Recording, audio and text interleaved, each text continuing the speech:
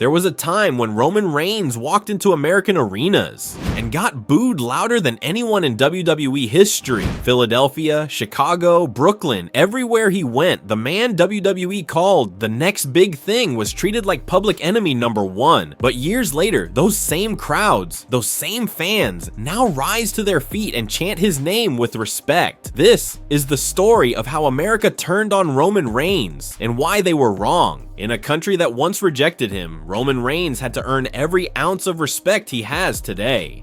This isn't just about wrestling. This is about an American redemption story, one man's fight to turn hate into legacy. We're going to break down why fans hated him so much, how WWE's booking almost destroyed him, and how Roman rebuilt himself, not just as a wrestler, but as a symbol of dominance, confidence, and authenticity. Because the truth is, Roman Reigns didn't just change his character, he changed how America saw him.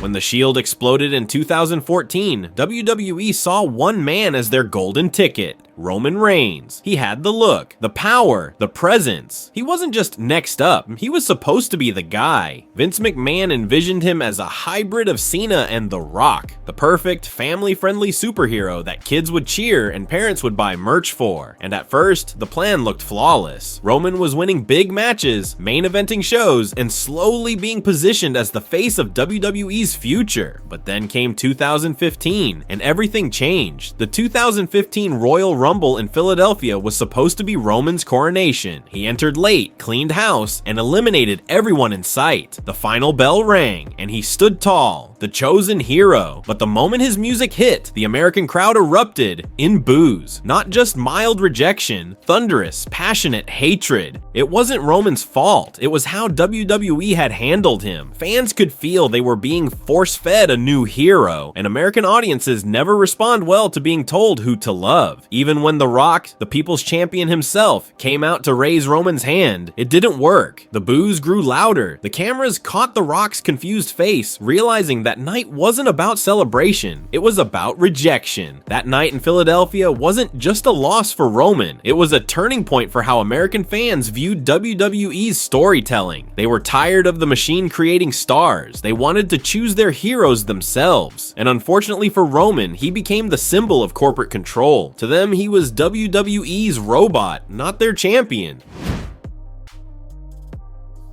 For years, Roman became the lightning rod for frustration. Every time he walked out, the boos grew louder. Every main event he was in, the crowd hijacked. Let's go AJ. Roman sucks. Let's go Rollins. Roman sucks. It didn't matter who he faced. Fans were determined to rebel. Why? Because Roman represented everything American wrestling fans despised about corporate storytelling. He was overexposed. Always in the main event. Always protected. Always scripted to win. The more WWE pushed him, the more fans pushed back. His promos didn't help either. They felt forced, robotic, and unnatural. You could see him trying to play the role WWE wanted. Smiling superhero, family-friendly warrior, but none of it felt authentic. American fans can smell inauthenticity from a mile away. They value realness. They cheer passion. They boo perfection.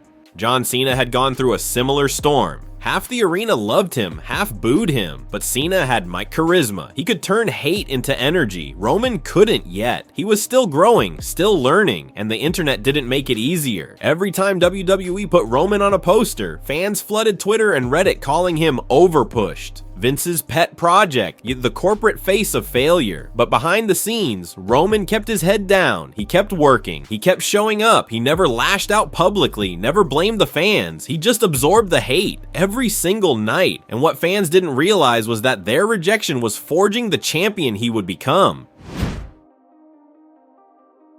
Then came the moment that changed everything. In October 2018, Roman Reigns walked to the ring on Monday Night Raw, holding the Universal Championship over his shoulder. But his tone wasn't the usual confident one. He said, "My real name is Joe, and I've been living with leukemia." The arena went silent. The same fans who had booed him relentlessly now cried for him. For the first time, America saw the man behind the character. Not corporate Roman, not Vince's chosen one, but Joe. A husband, a father, a fighter. When he announced he was relinquishing the title to battle cancer, it was one of the most emotional moments in WWE history. And for the first time, fans realized they'd been booing the wrong person all along. When Roman returned in 2019, the reaction was night and day. Crowds chanted his name, signs read, "Welcome back, Roman." It wasn't about the belt anymore. It was about survival, strength, and the respect he had earned through real life, not scripted storylines. But when he returned again in 2020, after the pandemic break, everything changed once more. This wasn't the old Roman. This was a reborn version, darker, calmer, and far more dangerous. He came back with Paul Heyman by his side, and for the first time in his career, Roman didn't care about pleasing anyone. He wasn't asking for respect, he was demanding it. This was the birth of the tribal chief.